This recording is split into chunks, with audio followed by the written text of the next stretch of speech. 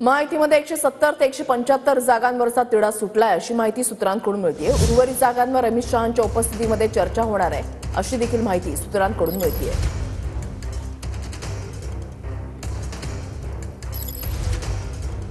काहीच ठरलेलं नाही, हे फक्त बातम्या मी तुम्हाला सांगतो। एकही जागेबद्दल ठरलेलं नाही। आता या सगळ्या गोष्टी या आठवड्यात होतील। मी वारंवार सांगतोय की कोणताही फॉर्म्युला ठरलेला नाही, कोणती जागा कोणी लढायचं हे ठरलेलं नाही। या सर्व तीन नेते मिळून ठरवतील, त्या टायमाला अधिकृत घोषणा त्याची केली जाईल। भविष्यातला मुख्यमंत्री महाराष्ट्राचा कोण होईल असं तुम्हाला वाटतं? महायुतीचा होईल।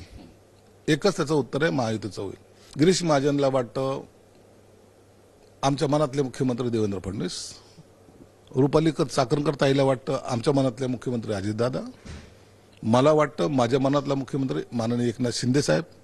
परंतु हे आमच्या सगळ्यातलं मनातले आहेत। जेव्हा हे निवडणूक होईल, निकाल येतील, त्या टायमाला वरिष्ठ लोक बसून जो निर्णय घेतील तेच खरे मुख्यमंत्री राहतील।